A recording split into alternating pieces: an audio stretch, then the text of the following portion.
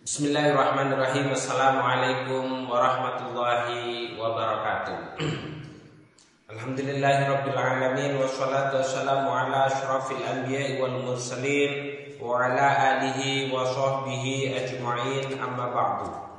Alhamdulillahirabbil alamin, segala puji bagi Allah yang telah memberikan kekuatan kepada kita sehingga pada pertemuan kali ini kita bisa melanjutkan kembali kajian kita, yaitu kitab Safinatun Najah.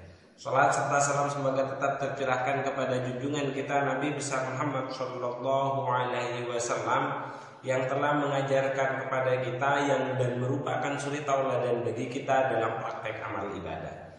Baiklah hadirin pemirsa dimanapun Anda berada, kita akan segera melanjutkan kajian kita, yaitu kitab Safinatun Najah, yang mana pada pertemuan kali ini kita sudah masuk pada fasal atau bab yang membahas tentang batalnya sholat, sebab-sebab yang bisa membatalkan sholat.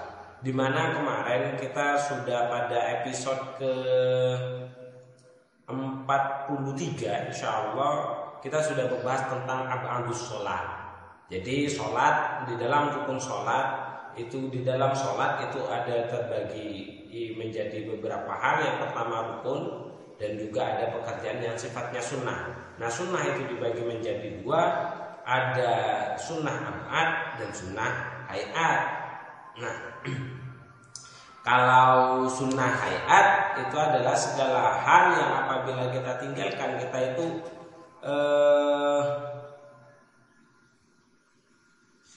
karena apabila sunnah hayat itu adalah sunnah-sunnah yang dilaksanakan di dalam sholat, namun apabila kita tinggalkan itu tidak perlu melaksanakan sujud sahwi. Berbeda sunnah ab'ad yang kemarin kita jelaskan, yaitu semua sunnah-sunnah yang apabila kita tinggalkan itu menyebabkan kita disunahkan untuk melaksanakan sujud sahwi. Nah, kemarin itu juga salah satu penyebab sujud sahwi yang pertama itu adalah meninggalkan sebagian dari abadus sholat. Itu jadi sunnah abad itu adalah sunnah-sunnah yang kita kerjakan di dalam sholat, yang apabila kita tinggalkan kita disunnahkan melaksanakan sujud sahwi. Di dalam sunnah sholat itu juga ada yang namanya sunnah hayat. Namun apabila kita meninggalkan sunnah hayat, seperti tidak mengangkat tangan, itu kan sunnah hayat. Jadi kalau kita tidak mengangkat tangan itu bukan batal sholatnya, hanya saja kita meninggalkan sunnah yang namanya sunnah hayat. Nah, ketika kita meninggalkan sunnah hayat, kita tidak sunnah melaksanakan sujud sahwi. Itu sudah pembahasan pada episode sebelumnya. Nah, sekarang kita masuk pada bab yang akan menjelaskan tentang hal-hal yang bisa membatalkan sholat. Baik, langsung saja akan kita bacakan kitab Safinatun Najahnya yang membahas tentang hal-hal yang membatalkan sholat. Bismillahirrahmanirrahim. Wa qad qala al-musannifu rahimahumullahu ta'ala wa nafa'ana bihi wa bi ulumihi fid dharaini amin amin ya rabbal alamin. Faslun utawi iki iku ana fasal suwiji. Tabtulu batal opo as-sholatu. Tabtulu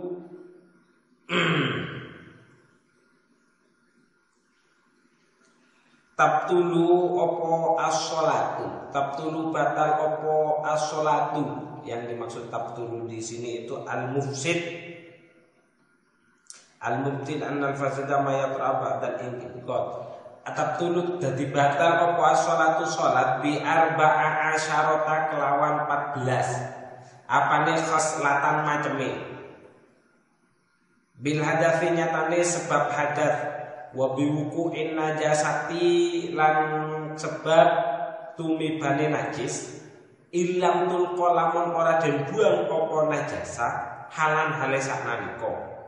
Min ghairi hamlin buange mau min ghairi hamlin saking tanpa nggawa. Min ghairi hamlin saking tanpa nggawa. Terus yang nomor 3, ingkang nomor 3, wangki syafil aurati lan kelawan kebukae, sebab kelawan kebukae aurat.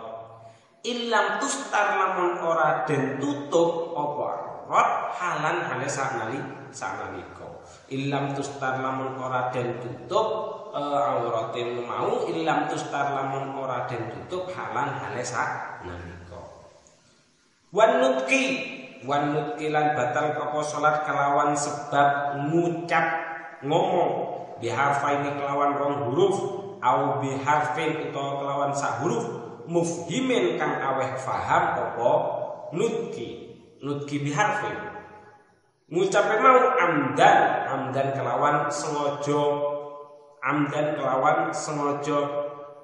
yang nomor 5 wabil mufattiri lan kelawan nglakoni perkara kang batalake maring wong poso wabil mufattiri lan sebab kelawan nglakoni perkara kang batalake munggo wong kang poso amdan kelawan sengaja wal akli lan batal salat sebab wal akli tapi menurut bacaan yang lain itu dibacanya bagusnya itu dibacanya litakhfif bahasanya itu bil ukli. Jadi wal ukli lan batal salat sebab mangan wal ukli lan batal apa salat sebab mangan al kathiri kang akeh nasian hale lali nasian mangan iku mau nasian hale lali wa salasi harakatin lan batal apa salat sebab ngelakoni telu piro-piro gerakan mutawaliyatin kang nuli walau sahwan senajan anane harokat salasi harokat iku sahwan lali walau sahwan senajan anane salasi harokat iku lali wal wasbati lan batal apa salat sebab loncat al-fahisyati kang banget tapi yang dimaksud al-fahisya di sini itu ulah hajatan ilahi. Jadi karena la hajatan ilahi li anal wasbata la tadu illa fahisya. Jadi maksudnya al-fahisya itu karena tidak ada maksud.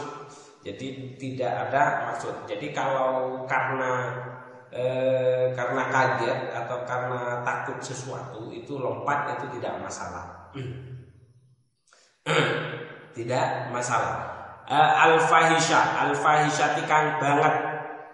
Terus kemudian yang membatalkan sholat yang nomor 9 wad-darbati lan kelawan mukul al-mufritati kang banget banget. Jadi mukul terlalu keras itu juga bisa menyebabkan batalnya sholat. Yang nomor 10 waziyadati ruknin lan sebab kelawan nambahi rukun fi'liyin kang bangsa penggawe amdan kelawan sengaja wa taqaddumi lan sebab ndingini mendahului ala imami ing atase imame makmum mendahului diruknaini kelawan rong rukun fi'liyaini kang bangsa pekerjaan fi'liyaini kang bangsa penggawean wa takhallufilan sebab ngeri bima kelawan ruknain fi'liyain bi ghairi uzrin kelawan tanpa uzur. Kemudian yang membatalkan sholat juga yang nomor 12 adalah waniyati qot'is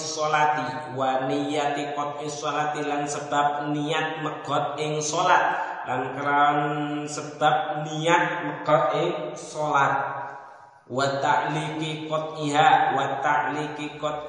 nomor 13 wa ta'liqi qot'iha lan gantungake megot ing sholat bi syai'in kelawan sewiji.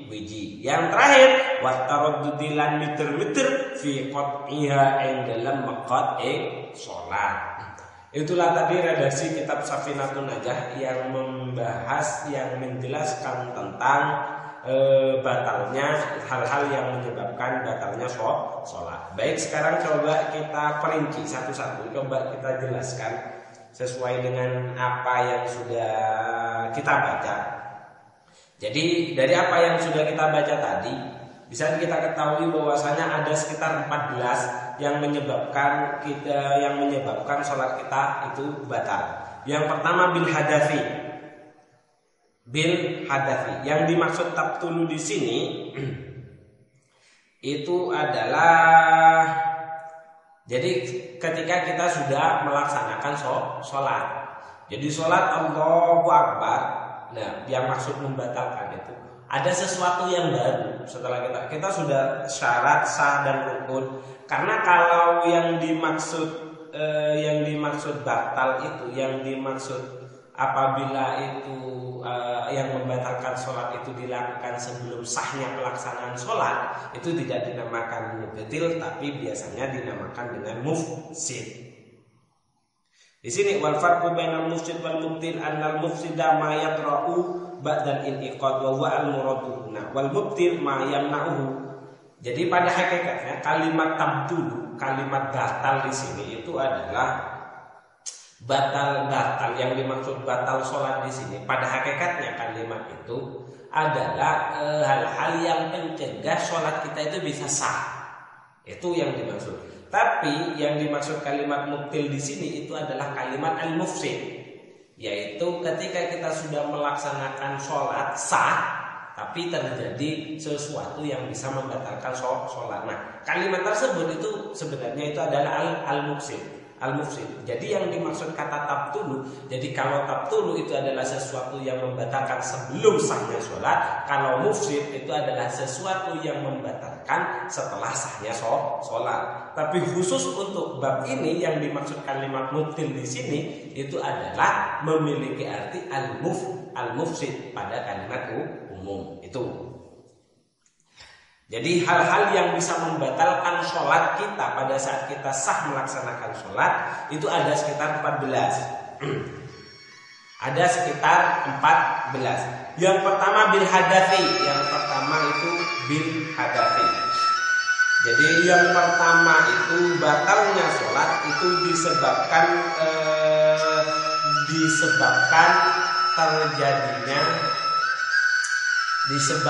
terjadinya hadas atau hadas. Jadi ketika Allahu Akbar, Bismillahirrahmanirrahim, Alhamdulillahirrahmanirrahim, tiba-tiba kentut, gitu, itu batal sholatnya. Jadi batal dengan seketika.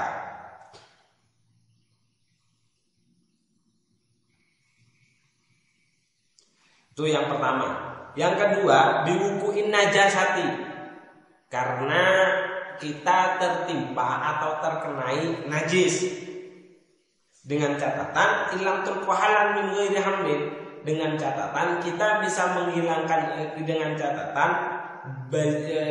catatan apabila kita tidak segera menghilangkan najis yang menjatuhi kita pada saat kita melaksanakan sholat. Nah, menghilangkannya itu juga tidak boleh min ghairi hamlin, tanpa proses memegang, jadi menyentuh, tidak boleh. Nah, bagaimana caranya? Ya, misal ada bangkai cicak jatuh ke tempat kita, bangkai itu kan membatalkan sholat. Jadi apabila kita akan menanggung, jadi cukup diginikan, jangan dipegang gini, bangkai cicaknya seret, dipegang, dibuang, jangan. Itu apabila kering. Apabila najis yang mengenai kita pada saat kita sholat itu merupakan najis yang kering. Jadi jangan diginikan, jadi cukup diginikan. Jadi kita miringkan kan sudah jatuh, itu kalau kering. Tapi kalau basah itu kan tidak mungkin diginikan. Maka kalau basah caranya menghilangkan itu cukup dengan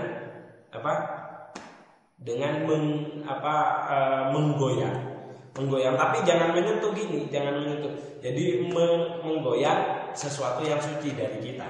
Jadi gini, jangan gini. Kalau gini itu bisa membatalkan. Kalau gini bisa membatalkan. Jadi jangan karena catatannya min ghairi hamlin, bahasanya min ghairi hamlin, tanpa membawa. Jadi misal cicak ada di sini, cicak mati, bangkainya cicak jatuh kepada kita, ada di sini. Jadi cukup diginikan, nah kan jatuh. Nah itu. Jadi cara menghilangkannya itu segeranya itu jangan gini terus dibuang, jangan. Itu bisa membatalkan sholat kita. Nah apabila basah dan kita berada di dalam masjid, itu ditafsir nanti hukumnya. Ditafsir hukumnya.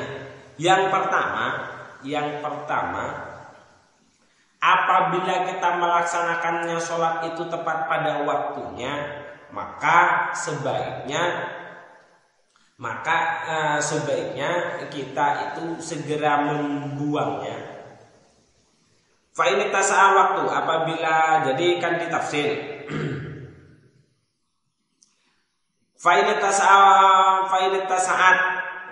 tasa'at ra'ahu fala yalqiha fihi bal yaqta'u as-shalat wa yarmiha kharijahu thumma yasta'nif as-shalat. Jadi apabila kita waktu melaksanakan sholatnya kita itu masih lama, jadi kita melaksanakan sholat tepat pada awal waktu, maka sebaiknya kita membatalkan sholat.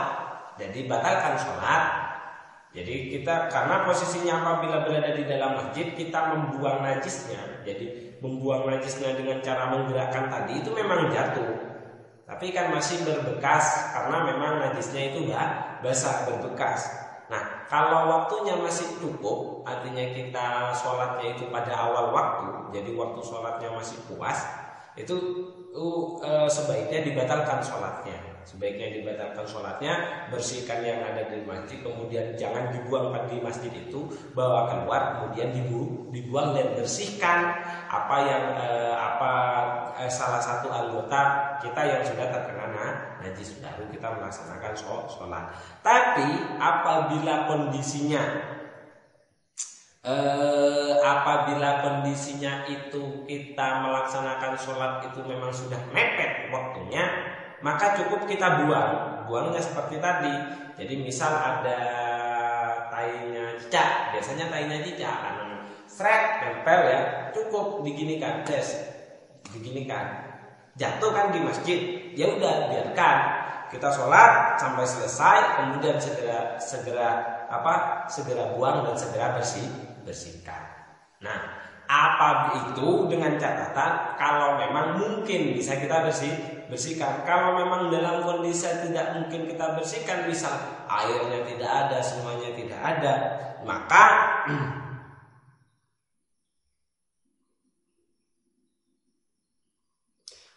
lebih baik kita membatalkan sholat itu. Jadi kalau bisa seperti tadi, jadi ada 3 proses. Kalau kita mengerjakannya pada awal waktu, jadi najis yang basah yang menempel kepada kita itu cukup lebih baik kita selesaikan dulu, bersihkan dulu, baru kita melaksanakan sholatnya lagi. Apabila waktunya mepet, itu ada 2. Pertama, jika kondisi mensucikan hal-hal yang bisa mensucikan najis itu semuanya ada, maka lebih baik ketika kita sholat, ya sholat terus, najisnya segera kita hilangkan dengan cara apa? Dengan cara seperti ini. Jadi cukup diselentik sesuatu yang suci, jangan diginikan, jangan menyentuh sesuatu, jangan memegang. Yang penting jangan memegang, entah diginikan atau diginikan itu tidak apa-apa. Misal ada di sini, nah kita ginikan aja, itu kan jatuh. Tapi kan menajiskan masjid, itu tidak apa-apa. Teruskan sholat sampai selesai. Setelah selesai segera dicuci dan dibersihkan, baik ada di masjid ataupun ataupun yang ada di baju. Nah, apabila memang alat cucinya itu ada, apabila tidak ada, maka sebaiknya wa illa bi lam yajid ma'un litirmalin fa yaqta'u as-shalat wa yamna kharijahu. Lebih baik apabila memang sudah kita dalam kondisinya tidak ada air, maka lebih baik karena tidak ada hal yang lebih baik kita membatalkan sholat. Jadi kemudian kita melaksanakan sholat lagi, lebih baik kita melaksanakan sholat lagi, tapi nanti sholatnya sifatnya itu qadha, ganti lagi yang seperti itu. Jadi yang kedua itu adalah disebabkan terkenanya pada saat kita sholat kita terkena najis dan tidak kita tinggal dan tidak segera kita hilangkan. Itu tidak segera kita hilangkan. Apabila segera kita hilangkan, maka itu sholatnya bisa tetap sah, tidak menjadi batal. Lamanya, ya selamanya sekira lamanya itu ya tidak terlalu lama. Perkiraan lama itu sekitar 1 subhanallah.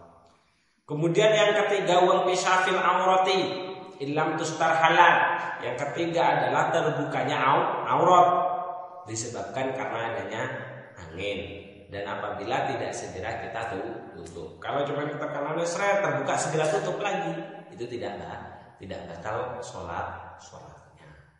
Itu apabila angin. Tapi apabila hewan ataupun anak adam, itu tetap membatalkan sholat. Jadi misal kita membawa anak kecil, kemudian anak kecilnya kita membuka aurat kita pada saat kita melaksanakan sholat, itu batal.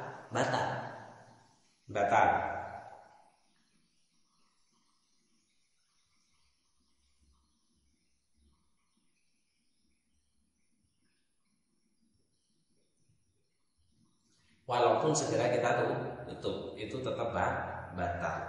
Fayadulu kashuhu wa in sataruha halal. Itu illam yastirha halal wa illa lam yadur. Itu. Jadi kalau angin, jadi terbukanya aurat disebabkan angin, itu apabila segera kita tutup itu tidak membatalkan sholat. Kalau terbukanya aurat karena sesuatu yang lain, baik itu binatang, manusia atau anak kecil yang membuka aurat kita, itu segera membatalkan sholat. Tapi untuk angin, apabila anginnya terlalu keras, jadi tidak mungkin harus kita mengulang berkali-kali, itu juga menyebabkan batalnya sholat. Tuh. Jadi yang ketiga adalah sebab terbukanya aurat apabila tidak kita tutup dengan segera. Apabila kita tutup dengan segera, maka tidak membatalkan sholat. Yang keempat itu adalah anutqi biharfaini au biharfin mufhimin amdan. Mengucapkan kalimat dengan 2 huruf atau 1 huruf tapi memberikan pemahaman, bisa difahami dan dilakukan dengan cara sengaja, itu juga bisa membatalkan sholat. Misal ketika Allahu Akbar ditanya oleh temannya mau makan,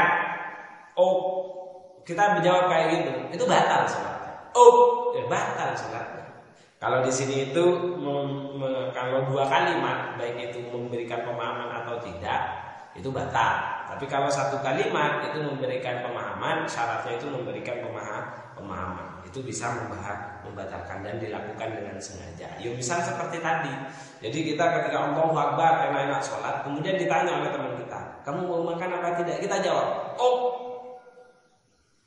atau langsung kita jawab, ya. Atau kita jawab, Y. Jadi mau makan apa tidak? Y. 1 huruf, Y. 1 huruf Y, tapi memberikan pemahaman dan kita lakukan dengan sengaja karena menjawab orang yang tadi menanya, teman kita yang menanya apakah kamu mau sholat, itu batal sholatnya. Jadi mengucapkan kalimat 2 huruf atau 1 huruf tapi memberikan pemahaman dan dilakukan dengan cara sengaja, maka itu juga membatalkan proses kita dalam melaksanakan sholat. Tapi masa orang sholat itu mau menjawab sesuatu, kan aneh. Cuma waktu 5 menit, nggak mungkin orang itu makan lebih dari makan itu 5 menit selesai, minimal orang makan selesainya kan 15 menit. Jadi intinya itu. Jadi ini juga hal yang perlu diketahui bahwasanya ketika kita melaksanakan sholat, kita harus memang betul-betul konsentrasi, betul-betul khusyuk. Tidak boleh berkaitan dengan sesuatu kecuali menghubungkan hati kita dengan Allah Subhanahu wa taala. Ya maksudnya di sana. Jadi kita tidak akan bisa mencapai pada tingkatan sholat inna sholat tanha 'anil fahsya wal munkar, nggak bisa karena ya apabila melaksanakan sholatnya seperti itu. Jadi ketika ada hujan, kita kebingungan, ya batal sholatnya langsung batal. Ditawari teman makan, terus kemudian kita karena makanannya enak kemudian menjawab Y, begitu. Y Dia batal. Nah ini hal-hal yang seperti ini perlu kita ketahui karena bisa jadi itu menimpa kita pada saat kita melaksanakan sholat. Dan intinya hal yang membatalkan sholat yang nomor 4 itu adalah mengucapkan satu kalimat, mengucapkan dua kalimat atau satu kalimat yang bisa memberikan pemahaman dan dilakukan dengan cara sengaja, itu juga membatalkan sholat.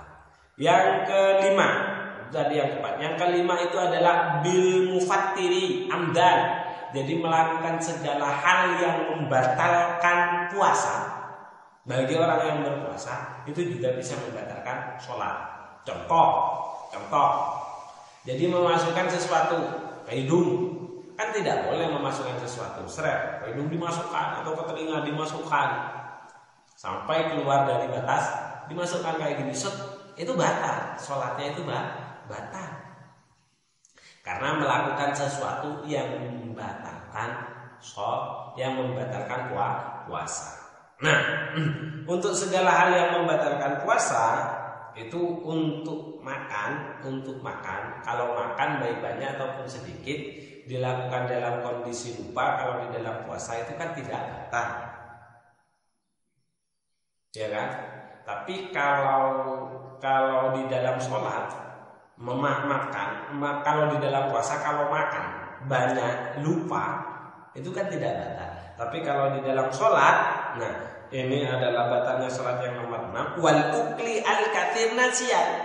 Jadi makan sedikit, makan dalam porsi yang banyak dalam kondisi lupa, itu juga membatalkan sholat. Kategori banyak itu seperti apa?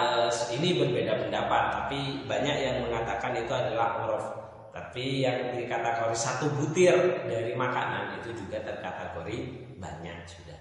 Jadi terkategori banyak. Misal setelah jamuan makan malam, kayak jamuan selamatan, kemudian kita melaksanakan sholat, ada sisa-sisa makanan itu jangan dimakan. Kalau dimakan itu juga bisa membatalkan sholat. Walaupun kita makannya itu dalam kondisi lupa. Nah kalau dalam puasa, kan tadi kan segala hal yang membatalkan puasa itu membatalkan sholat. Yang dikecualikan itu makan dalam makan banyak lupa. Kalau di dalam sholat itu tetap membatalkan. Kalau di dalam puasa kan tidak itu. Jadi yang dikecualikan dari segala hal yang membatalkan orang puasa itu yang dikecualikan makan lupa. Itu di dalam puasa itu tidak batal, tapi kalau di dalam sholat itu batal. Jadi yang nomor 6 itu adalah makan porsinya banyak, yang terkategori banyak itu satu butir dari makanan itu juga sudah terkategori banyak. Itu membatalkan sholat. Terus kemudian yang ketujuh itu adalah wasalati harakatin mutawaliyatin walau sahwan. Jadi melakukan 3 kali gerakan yang berulang-ulang walaupun dalam kondisi lupa. Misal, contoh, Allahu sami Allahu liman hamidah, 1, 2, 3, itu batal. 1, sami Allahu liman hamidah, 1, 2, 3, batal sholatnya.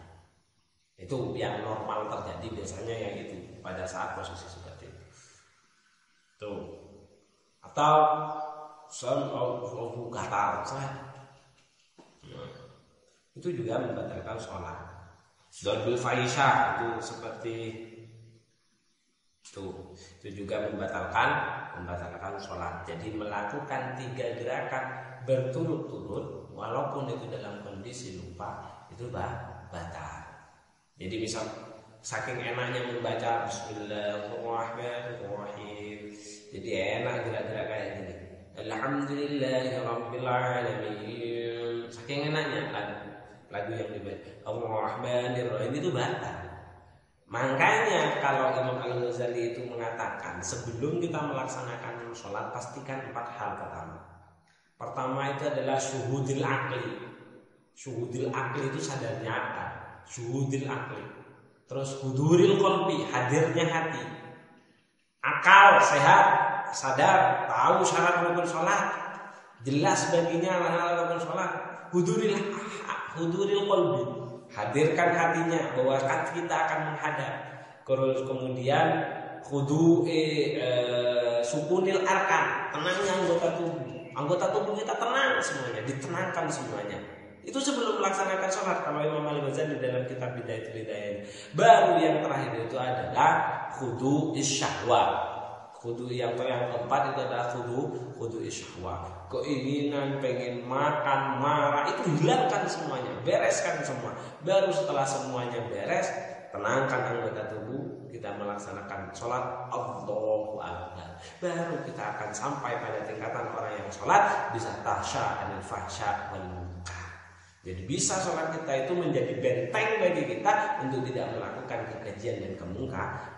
Apabila sebelum seperti itu kita tidak tahu bahwasanya kita melakukan gerakan sebanyak 3 kali, baik dilakukan dalam kondisi lupa itu bisa membatalkan sholat, ya belum bisa kita menyampai pada tingkatan sholat yang bisa mencegah kita dari perbuatan keji dan munkar. Jadi jangan apabila masih kita melihat orang yang rajin melaksanakan sholat, tapi kok kekejiannya juga dia laksanakan, maksiatnya dia juga laksanakan. Nah, ketika kita melihat fenomena yang seperti itu, maka jangan salahkan sholatnya, tapi coba lihat kembali bagaimana cara dia sholat. Karena memang apabila itu sudah janji Allah, karena ini memang sudah janji Allah. Apabila sholat itu sudah benar-benar kita lakukan dengan seksama dan sebenar-benarnya, insya Allah sholat itu memang sudah janji Allah bahwasanya sholat itu bisa mencegah kita dari kekejian dan kemungkaran. Intinya yang nomor 7 itu adalah melakukan 3 kali gerakan berulang-ulang, walaupun itu dilakukan dalam kondisi lupa, itu juga bisa membatalkan sholat. Terus kemudian yang ke-8 itu adalah wasbatil fahisyah. Jadi loncat yang banget, artinya loncat karena memang tidak ada qaulu al-fahisyah la hajata ilaihi. Lianna al-wasbata la takunu illa fahisyah. Allah ayyuqal anna al-fahisyah kasofah al-kasifah lil isyarah ila anna kullama fahisyah katahriki jami'i badanihi hukmihi hukmul wasbah. Jadi loncat karena memang loncat karena kaget itu tidak bisa membatalkan sholat, bisa membatalkan sholat. Tapi kalau loncatnya itu la hajata ilaihi, tidak ada tujuan untuk melaksanakan. Karena kalau loncatnya itu karena menghindar mara bahaya, misal ketika kita melaksanakan sholat kok tiba-tiba kita tempatnya berada di atas, kemudian tiba-tiba di atas itu ada ular, kita loncat ke bawah, itu tidak masalah. Karena ada tujuan, yaitu menyelamatkan diri kita, itu tidak masalah. Terus kemudian yang ke-9, wadharba al-mufritah, mukul yang sangat. Kemudian jadi ketika Allahu Akbar tiba-tiba ada nyamuk, wah, cepat kayak gitu, wopok gitu. Itu juga membatalkan sholat. Yang ke-10, waziyadati ruknin fi'liyin amdan. Jadi yang ke-10 yang membatalkan sholat itu adalah menambah rukun pekerjaan dan dilakukan dengan cara sengaja. Ruku, Allahu Akbar, ruku dilakukan 2 kali, itu batal. Nah, berbeda dengan rukun fi'li. Jadi di dalam sholat kan itu ada rukun qauli. Jadi rukun qauli, rukun qalbi, dan rukun fi'li. Rukun qalbi itu niat. Jadi rukun hati itu niat. Rukun qauli ucapan seperti Fatihah, tahiyat, sholawat, itu kan rukun qauli ucapan. Itu. Rukun fi'li itu pekerjaan. Mulai dari ruku, i'tidal, sujud, duduk di antara 2 sujud, itu duduk di antara 2 sujud, duduk pada saat tahiyat, itu kan rukun fi'li. Nah, yang batal itu melakukan 2 rukun fi'li dengan sengaja, itu batal. Tapi kalau melakukan 2 rukun yang sifatnya itu qauli, itu tidak batal, karena yang membatalkan membatalkan itu merupakan rukun fi'li. Membaca Fatihah 2 kali, 3 kali, 4 itu tidak masalah karena merupakan rukun fi'li. Ya, rukun qauli. Yang membatalkan itu kan rukun fi'li. Tuh. Terus kemudian yang ke-11, itu tadi yang ke-10, yang ke-11 itu adalah wa taqaddumu ala imami bi ruknaini fi'liyaini wa takhallufi bihima bi ghairi udhrin. Jadi yang ke-11 mendahului atau membelakangi imam sebanyak 2 rukun pekerjaan itu membatalkan sholat. Mendahului imam, misal ketika imam masih takbir Allahu Akbar, masih dalam kondisi takbir, kita sudah melaksanakan rukuk, kemudian i'tidal, itu batal. Atau gini, jadi imam takbir Allahu Akbar, kita juga ikut takbir Allahu Akbar. Jadi kemudian sebelum selesai Fatihahnya kita rukuk. Jadi makmum rukuk. Jadi imam masih berdiri, kita rukuk Allahu Akbar. Nah, ketika imam mau rukuk, kita berdiri Allahu Akbar. Kan sudah 2 rukun, 1 rukun itu rukuk, kemudian kita berdiri lagi. Ketika imam mau rukuk, kita i'tidal, itu batal. Ketika imam mau berdiri, kita sudah sujud, itu juga batal. Itu yang dimaksud. Yang dimaksud mendahului. Begitu juga membelakangi imam sampai 2 rukun tanpa adanya uzur. Jadi tanpa ada alasan yang jelas, karena keterlambatan kita membaca suratil Fatihah, karena itu meninggalkan kita Allahu Akbar, imam rukuk kita masih dalam posisi berdiri. Imam i'tidal tampak kita masih dalam posisi berdiri. Itu batal sholatnya apabila tidak ada uzur. Kalau ada uzur, misal karena memang keterbatasan ucapan, karena kita memang sudah tidak bisa membaca surah dengan cepat, itu tidak masalah. Bighairi uzrin. Jadi kalau masih ada uzur-uzur yang terkait seperti itu tadi, itu tidak membatalkan sholat. Nah, salah satu uzurnya mendahului itu tidak mendahului imam, itu salah satunya itu adalah karena tidak tahu dan karena lupa. Jadi mendahului imam karena lupa, bahwasanya tidak boleh mendahului imam karena lupa ataupun karena tidak tahu, itu tidak masalah. Jadi misal orang yang baru masuk Islam, kok imamnya masih kelamaan, akhirnya dia mendahului, tapi tidak tahu dia kalau sebenarnya mendahului imam itu tidak boleh. Mendahului imam 1 rukun itu hukumnya makruh. Jadi mendahului imam 1 rukun itu hukumnya makruh. Misal, jadi seperti ini. Imam masih berdiri, kita rukuk dulu. Allah. Jadi imam berdiri, Fatihah mau selesai, kita rukuk. Ya, kita rukuk dulu. Nah, kemudian kita rukuk dulu. Baru kemudian ketika imam sampai, imam rukuk, kita berhenti. Itu kan mendahului, itu hukumnya makruh. Tapi kalau pada kondisi berdiri, imam masih berdiri, terus kemudian kita rukuk, jadi kondisinya kita mendahului imam 1 rukun loh ya, 1 rukun dalam kondisi sempurna, itu hukumnya haram. Jadi hukumnya haram.